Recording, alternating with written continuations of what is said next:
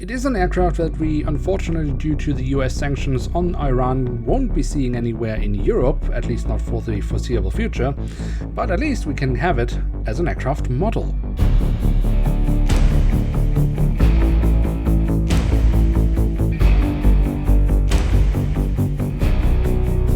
And with that, hello and welcome to a new episode of Review, where we today will take a closer look at an Airbus A321-200 of Iran Air. At the front of the box we have a cutout so we can get a glimpse of the aircraft model inside, and on top of that we find the Iran Air branding. The backside of the box unfortunately follows the dreadful box design of Herpa Wings.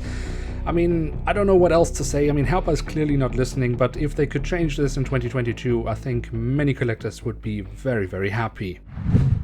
And here is the Airbus A321-200 in the current standard livery of Iran or Iran Air. I'm sorry, I just can never figure out how to pronounce this properly in English, so let's just go with Iran.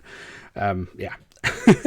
But we have a lovely aircraft in front of us. I mean, I do like the livery, and potentially the aircraft model could also be quite good, but let's take a closer look at it and figure out what it actually has to offer. And as always, that means we start our tour around the aircraft model with a look at the tail section, where we on the vertical stabilizer find the Iran Air branding, and on top of that we have the last two letters of the registration code. The full registration code we then find on the fuselage, and above that we then have some writing in Persian, but as I don't speak or read Persian, I'm not entirely sure what it says, but my best guess is that it is either the name of the airline or it says the airline of the Islamic Republic of Iran. But I have no doubt that there are some viewers out there that know exactly what this is and will let me know in the comment section below. And then towards the very tail of the aircraft we do also have a bit of detailing around the APU exhaust. Then at the front of the aircraft and across the fuselage we have the writing of Iran Air, and of course we do also have the Iranian flag, and next to that it then says in English the airline of the Islamic Republic of Iran. Then we also have some static ports, and left to the front cabin door a logo or a little bit of writing, which I however cannot decipher.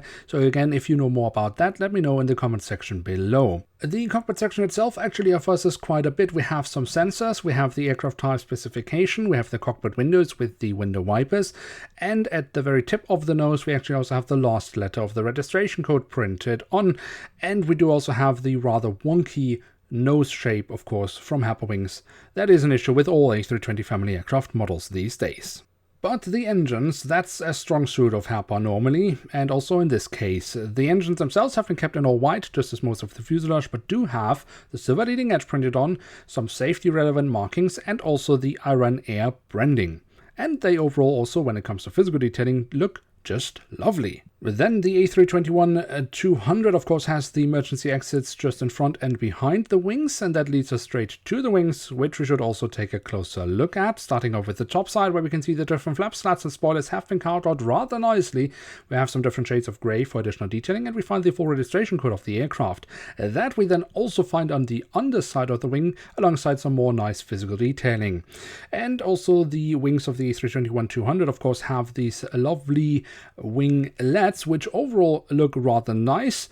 However, Herpa has managed to overbend at least one of them, and this is of course in general a place where you should always check up these days, because Herpa is very inconsistent with those. Then the landing gear is the standard landing gear that Herpa uses for all the Airbus A320 family aircraft models. That's a good thing for the main landing gear, which looks rather nice, but a very bad thing for the front landing gear, which is completely oversized and just looks terrible.